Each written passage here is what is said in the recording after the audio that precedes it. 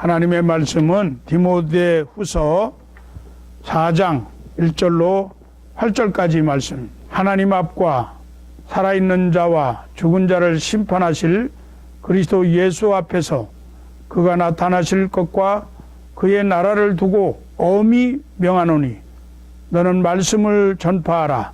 때를 얻든지 못 얻든지 항상 힘쓰라. 범사에 오래 참음과 가르침으로 경책하며 경계하며 권하라. 때가 이르리니 사람이 바른 교훈을 받지 아니하며 귀가 가려워서 자기의 사욕을 따를 스승을 많이 두고 또 그 귀를 진리에서 돌이켜 허탄한 이야기를 따르리라. 그러나 너는 모든 일에 신중하여 고난을 받으며 전도자의 일을 하며 네 직무를 다하라. 전제와 같이 내가 벌써 부어지고 나의 떠날 시각이 가까웠도다. 나는 선한 싸움을 싸우고 나의 달려갈 길을 마치고 믿음을 지켰으니 이제 우러는 나를 위하여 의의 면류관이 예비되었으므로 주 곧 의로우신 재판장이 그날에 내게 주실 것이며 내게만 아니라 주의 나타나심을 사모하는 모든 자에게 도니라. 아멘. 저는 오늘 제가 아는 분들 중에서 선한 싸움을 싸우고 달려갈 길을 다 마치고 믿음을 지킴으로 적어도 후회 없는 인생이 되신 세 분을 소개하려고 합니다. 제가 미국 이민 생활 가운데 목회의 멘토로 여기고 가장 존경하고 따르면서 사랑을 받았던 웨인스보로 침례교회 방화성 원로 목사님께서 전립선 암이 발병된 후에 약 7년여간의 투병 생활 끝에 지난 2주 전 8월 18일에 70세를 일기로 하나님의 품에 들어가셨습니다. 특별히 제 개인의 삶의 목적을 분명히 하고 전환점의 계기가 되도록 사랑의 영향을 많이 받아 우리 가정과 교회의 삶 속에서 겪게 되었던 여러 가지 고통과 위기 가운데에서 목사님의 진심 어린 사랑과 기도와 멘토링을 통해서 그 모든 위기와 고통을 극복하고 승리할 수 있었습니다. 몇 해 전에 목사님 생전에 펜실베니아 웨인스보로에 찾아뵙고 여러 가지 문제를 상담한 뒤에 집에 돌아와 보니 다음과 같은 격려의 글이 먼저 도착해 있었습니다. 꽃잎은 겨우 한 계절을 살면서도 세상에 죄 지은 일 하나 없는 양, 언제 보아도 해맑게 웃는 얼굴이다. 잠시 살다가 총총 사라지는 가난한 목숨 저리도 환한 미소. 마음 하나 텅 비워 살면 나의 생에도 꽃잎의 미소가 피려나. 사랑하는 목사님, 내외가 떠나는 뒷모습을 보며 문득 떠오르는 시기가 생각나서 적어봅니다. 목사님의 특유한 미소 잊지 마시고 목사님, 사모님 힘내시오, 화이팅! 이런 글이 있었습니다. 제 인생의 경량 속에 당면한 문제를 함께 염려하고 기도하면서 격려해 주신 방화성 목사님의 사랑을 결코 잊을 수 없으며 목사님이야말로 선한 싸움을 싸우고 달려갈 길을 다 마치고 믿음을 지킨 사랑의 사도요, 영적 지도자요, 후회 없는 인생이었음을 확신합니다. 또한 저는 2년 전에 한국 방문 중에 사랑하는 어머니를 여의게 되었는데 1921년생으로 96세를 일기로 하나님의 품에 안기신 어머니는 진정 강한 믿음으로 사랑과 소망을 간직한 성도였습니다.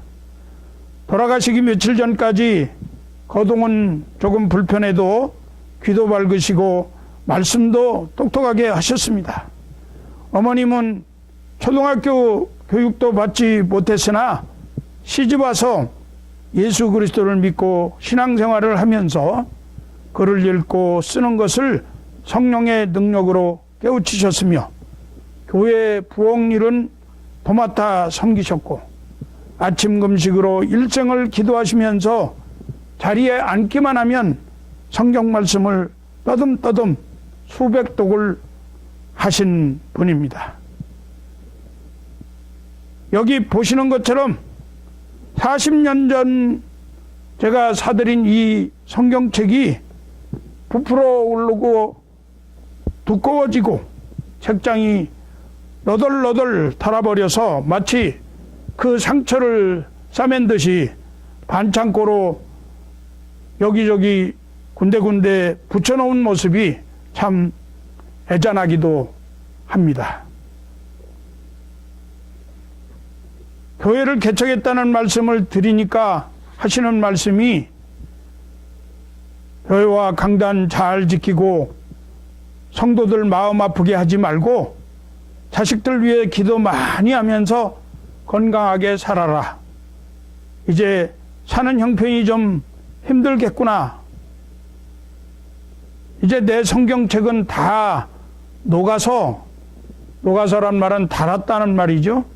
다 녹아서 하시더니 어느새 노년 다윗의 기도를 찾아서 떠듬떠듬 그러나 분명하고 똑똑한 목소리로 읽으셨던 기억이 납니다.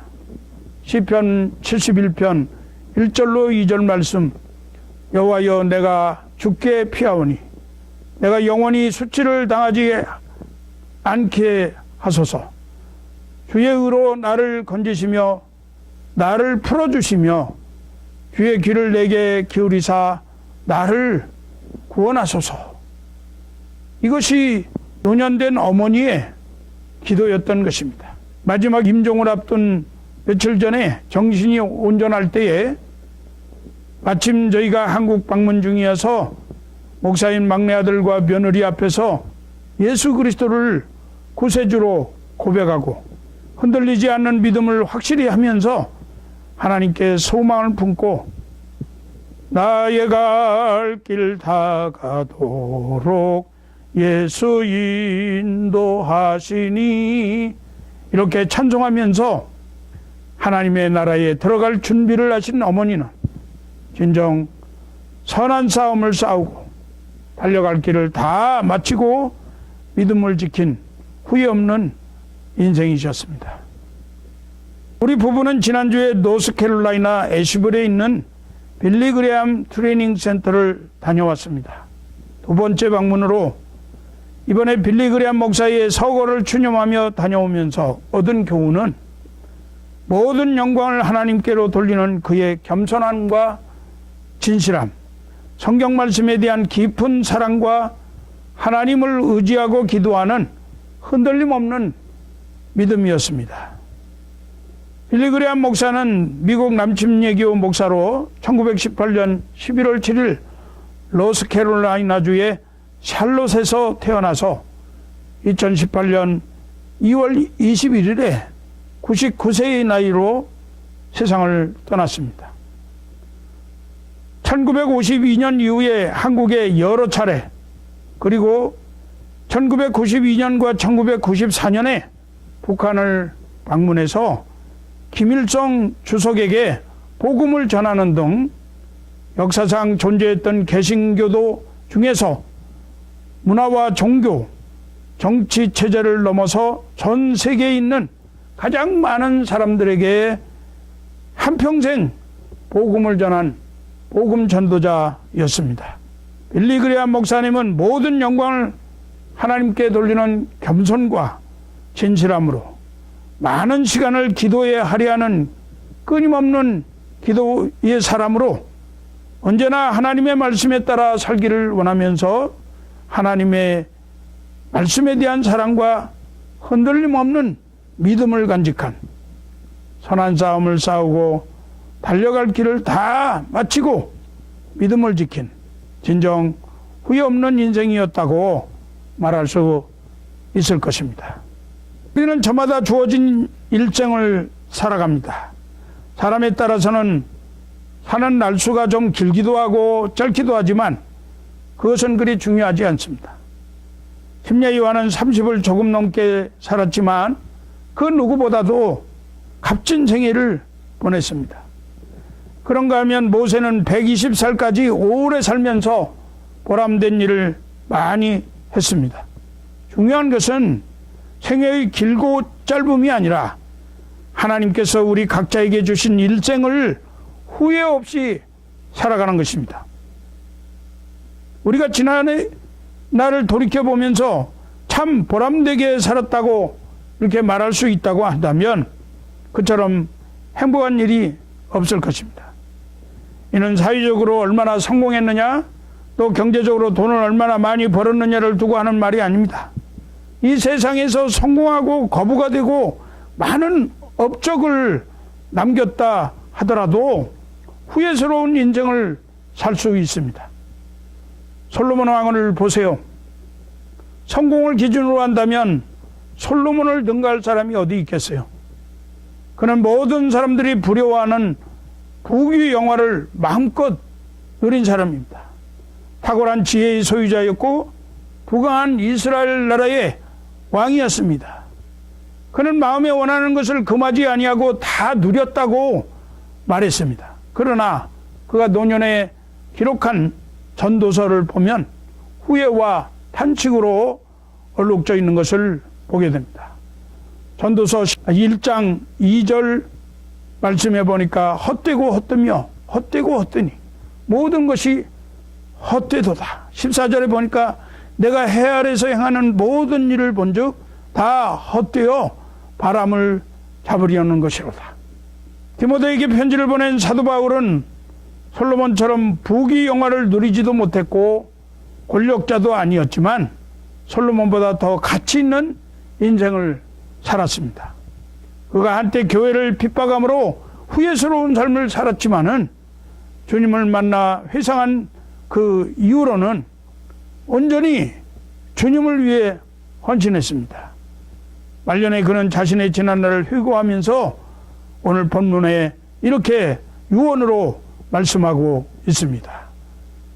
디모데후서 4장 7절 8절에 보니까 내가 선한 싸움을 싸우고 나의 달려갈 길을 마치고 믿음을 지켰으니 이제부로는 나를 위하여 의의 면류관이 예비되었으므로 주 곧 의로우신 재판장이 그날에 내게 주실 것이나 내게만 아니라 주의 나타나심을 사모하는 모든 자에게니라.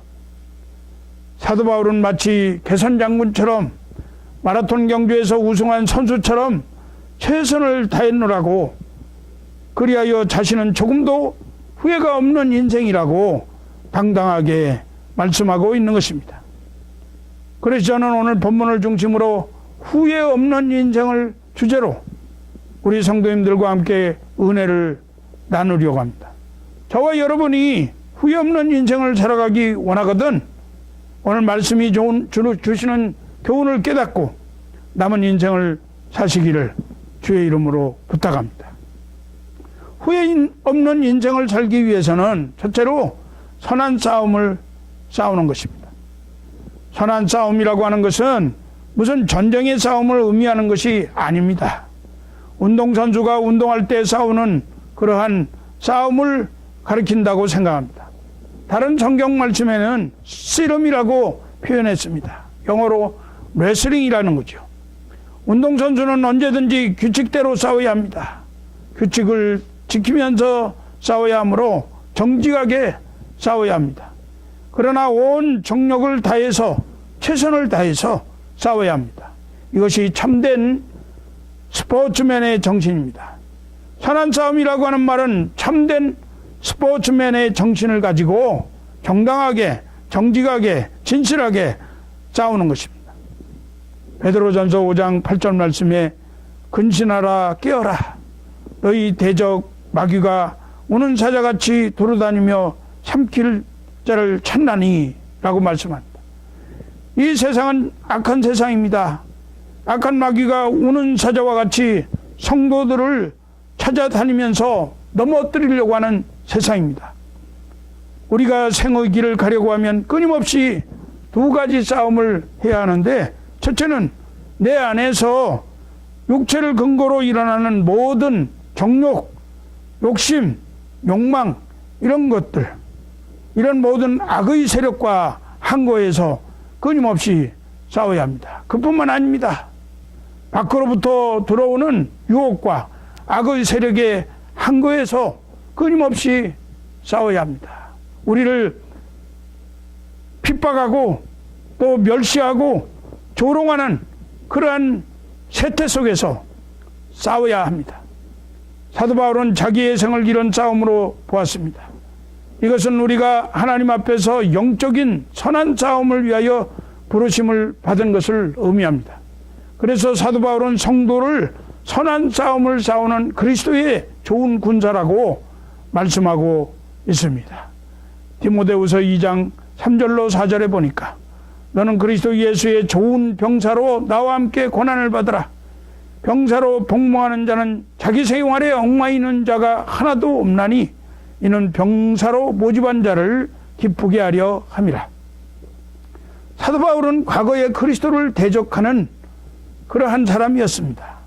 그런데 그가 이제 선한 것을 위하여 싸우는 자가 되었습니다.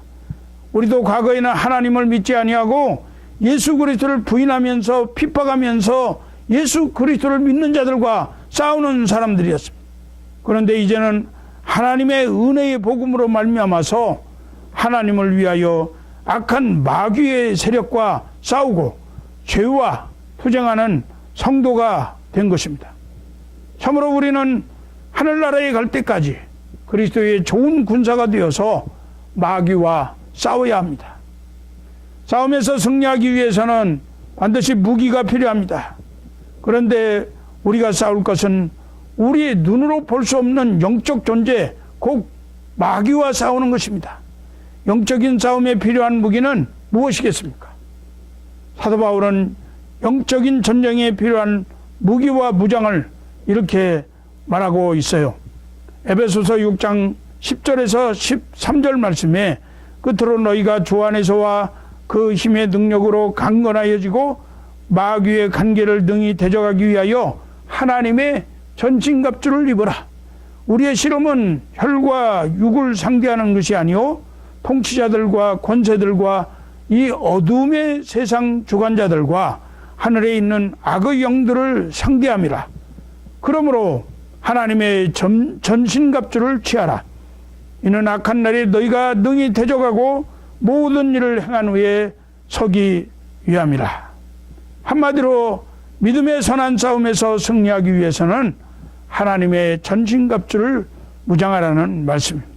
영적인 전쟁에 있어서 완전 무장은 진리의 허리띠를 띠고 의의 흉배를 붙이고 평안의 신을 신은 후에 구원의 투구를 쓰고 한 손에는 믿음의 방패를 또 한 손에는 성령의 검, 곧 하나님의 말씀을 가지는 것이라고 사도 바울은 우리에게 말씀하고 있는 것입니다. 고린도후서 10장 4절 말씀에는 우리의 싸우는 무기는 육신에 속한 것이 아니요 오직 어떤 견고한 진도 무너뜨리는 하나님의 능력이라. 모든 이론을 무너뜨리며 이렇게 말씀합니다. 성도들의 선한 싸움에서는 하나님의 능력을 입지 않고서는 후회 없는 인생을 살 수가 없습니다. 승리하지 못하고 패배하여 마귀에 삼키게 되면 우리 믿음의 선조들이 후회 없는 인생을 살다 가신 천국에 우리가 들어갈 수 없게 되는 것입니다. 하나님의 거룩한 보좌 앞에서 나의 구주 되신 예수님을 만나서 우리를 위해 준비해 두신 의의 면류관을 받기 위해서 믿음의 선한 싸움을 승리하며 후회 없는 인생이 되시기를 축원합니다. 두 번째로 후회 없는 인생은 달려갈 길을 다 마쳐야 합니다. 또한 달려갈 길을 마치고라고 하는 말씀은 운동 경기를 생각하게 합니다. 운동 경기 가운데 제일 유명한 경주가 말할 것 없이 마라톤 경주일 것입니다. 올림픽의 꽃이 바로 마라톤이죠. 사랑하는 여러분, 마라톤 경주가 어떻게 해서 시작되었는지 아시나요? 옛날 동방의 강국 페르시아가 모든 근동 일대와 유럽까지 점령하려 할 때에 근동 일대를 모두 점령하고는 말머리를 서편으로 돌려서 헬라를 정복하려고 100만 대군이 쳐들어갔습니다. 그때 헬라의 여러 작은 나라들은 협력해서 연합군을 조직해가지고 이 강한 군대 페르시아와 싸우기 위해서 진군을 했습니다. 마라톤이라고 하는 조그만 촌에서 격전이 벌어졌어요. 이 전쟁은 그 당시 역사로 보면 역사적 의미가 있는 전쟁이었습니다. 만일 그때에 헬라가 패전하였다고 하면 역사에 나타난 헬라 문화의 꽃이 필 수 없었을 것입니다. 이때 헬라 군인들은 전력을 다해서 최후까지 싸웠습니다. 그렇게 해서 그 전쟁에서 이겼습니다. 그때 사령관은 너무 기뻐서 자기 부하 하나를 택해서 얼른 이 소식을 아덴에 전하라고 명령했습니다. 그 군인은 이 소식을 가지고 기뻐서 종일 그리고 밤새도록 뛰어서 아덴의 문을 들어서면서 여러 사람들에게 기뻐하시오, 우리가 승리했습니다 라고 최후의 말을 남기고 기진맥진해서 쓰러져서 그 자리에서 그만 죽고 말았습니다. 이것을 기념해서 시작된 것이 바로 마라톤 경주입니다. 사도 바울이 나의 달려갈 길을 다 마치고라고 말한 것은 자신의 사명의 뜻도 생각하면서 한 것 같습니다. 사도 바울은 하나님으로부터 사명을 받았습니다. 이 사명을 다해서 끝까지 전 코스를 마치겠다고 하는 결심이 언제나 그에게는 있었습니다. 우리는 다 경주하는 인생입니다. 우리도 다 하나님께로부터 사명을 받았습니다. 하나님께서 우리를 이 세상에 보내시고 특별히 우리를 택해서 하나님의 아들과 딸로 삼았으면 우리 한 사람 한 사람을 통해서 하나님께서 하실 일이 있다는 것입니다. 그 일을 다 마치는 것이 마라톤 경기장에서 전 코스를 다 마치는 것과 같은 것입니다. 사도 바울은 복음을 전하는 길과 자기의 달려갈 길을 다 달려간 성도들의 본이 된 사람입니다. 사도행전 20장 24절에 내가 달려갈 길과 주 예수께 받은 사명 곧 하나님의 은혜의 복음을 증언하는 일을 마치려 하면은 나의 생명조차 조금도 귀한 것으로 여기지 아니하노라. 사랑하는 성도 여러분, 그러나 우리가 주의 일을 한다는 명목으로 자기의 일상적인 세상에서의 삶을 등한히 해서는 안 됩니다.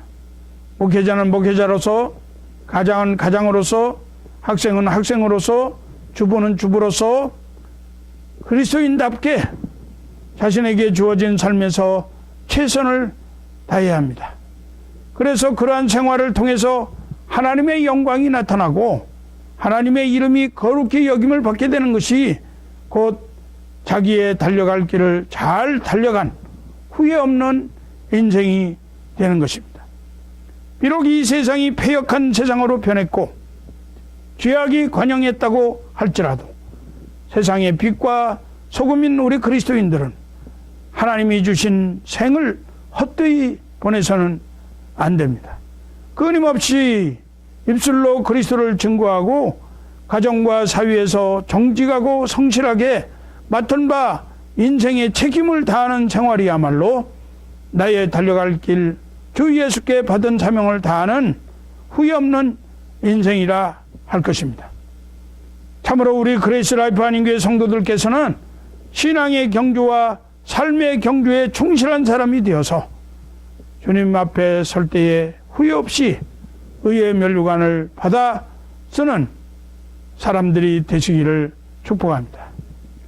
마지막으로 후회 없는 인생은 믿음을 지켜야 합니다. 믿음을 지켰다 하는 것은 청지기처럼 자기가 맡은 일을 잘 하는 것입니다.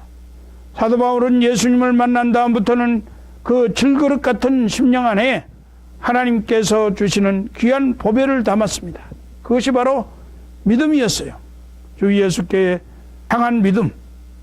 그는 이 믿음을 지키기 위해서 무진 애를 썼습니다. 또한 다른 사람들의 믿음을 지키기 위하여 권면하고 경고도 했습니다. 여기에 바울이 받은 바 복음의 진리를 간수하기 위해서 얼마나 굳은 결심이 있었나 하는 것을 우리가 짐작할 수가 있는 것입니다. 오늘 본문에 보니까 때가 이르리니 사람이 바른 교훈을 받지 아니하며 귀가 가리워서 자기의 사욕을 따를 스승을 많이 두고 또 그 귀를 진리에서 돌이켜 허탄한 이야기를 따르리라. 갈라디아서 1장 6절에서 8절에서는 그리스도의 은혜로 너희를 부르신 이를 이같이 속히터나 다른 복음을 따르는 것을 내가 이상하게 여기노라. 다른 복음은 없나니 다만 어떤 사람들이 너희를 교란하여 그리스도의 복음을 변하게 하려 함이라. 그러나 우리나 혹은 하늘로부터 온 천사라도 우리가 너희에게 전한 복음 외에 다른 복음을 전하면 저주를 받을지어다 하고 경고했습니다. 사랑하는 성도 여러분, 여러분이 맡은 바 믿음을 지키십니까? 믿음을 도적질하고 믿음을 강제로 빼앗으려고 하는 강도가 많은 세상입니다. 사도 바울은 어떠한 핍박이 있든지 어떠한 환난이 있든지 어떠한 비난이 있든지 어떠한 위험도 무릅쓰고 그 믿음을 지켰습니다. 믿음이 있어야 하나님을 기쁘시게 하며 영생 복을 얻는 것입니다. 믿음을 끝까지 풍성스럽게 지키는 청지기가 되어야 하는 것입니다. 이것이 중요합니다. 금보다 귀한 믿음은 참법에 대도다. 이 진리 믿는 사람들 다 복을 받겠네. 이제 말씀을 맺겠습니다. 후회 없는 인생을 산 성도에게 하나님께서는 의의 면류관을 준비해 두셨다고 했습니다.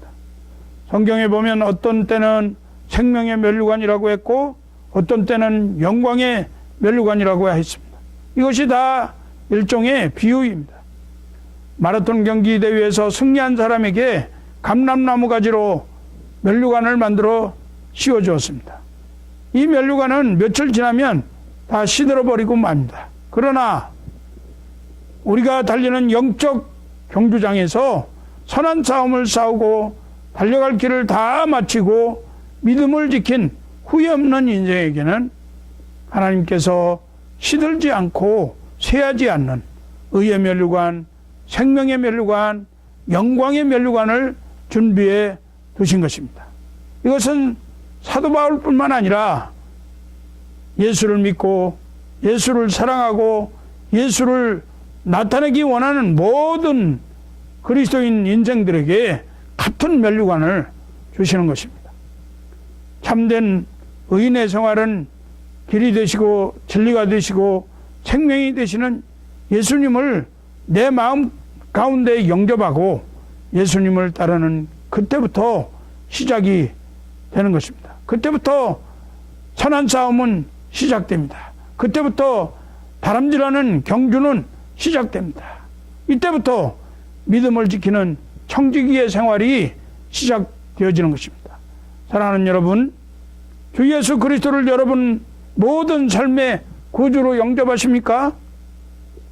한 분이라도 영접하지 못한 분이 계시다면 이제라도 지금 이 시간에 영접하시어 새로운 삶을 사시기를 축복합니다. 주님을 영접하신 성도 여러분, 하나님의 전신갑주를 입고 선한 싸움을 싸우시기 바랍니다. 낙심하지 마시고 달려갈 길을 다 마치세요. 중도에 포기하지 마시고 끝까지 흔들림 없는 믿음을 지키세요.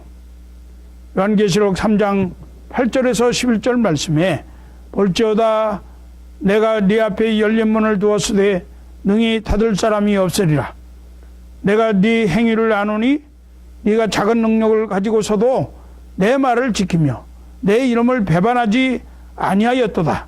보라, 사단의 회당 곧 자칭 유대인이라 하나 그렇지 아니하고 거짓말하는 자들 중에서 몇을 내게 주어 그들로 와서 네 발 앞에 절하게 하고 내가 너를 사랑하는 줄을 알게 하리라.